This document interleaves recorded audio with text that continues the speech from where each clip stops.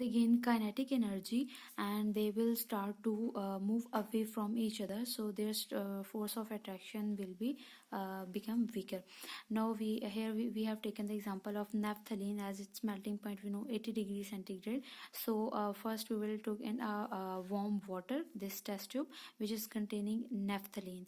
Fine. So as we know that it starts to melt at this solid will start to melt at 80 degrees centigrade temperature. So by the constant heating with this Bunsen burner, the boiled water will help to melt this solid and naphthalene will be converted into its liquid form.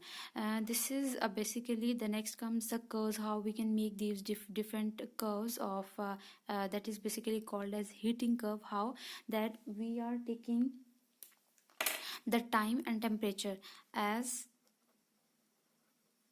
with the passage of time it could be in a per second or per minute, by increase in temperature, by the increase in temperature, with the passage of time the solid will convert into liquid. So you can see over here, and this graph is basically called as heating curve. Okay, Ji. The next process is basically the freezing process. It's a process by which we know that the substance change from liquid to solid, and the temperature at which the liquid becomes a solid is called as its freezing point. As we know that this is a conversion of liquid to solid, so we can take the same example.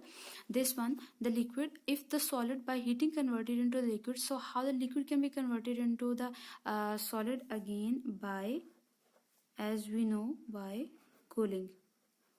So when we cool down the liquid, it will automatically convert into the solid. We can take the example of ice. Like we people are supposed to put the bowl that basically contain water, and in refrigerator after 3 to 4 hours or 6 or 7 hours, it will be automatically converted into ice cube. So by cooling we can convert the liquid into solid. Then this graph will obviously opposite to that will be that cooling curve.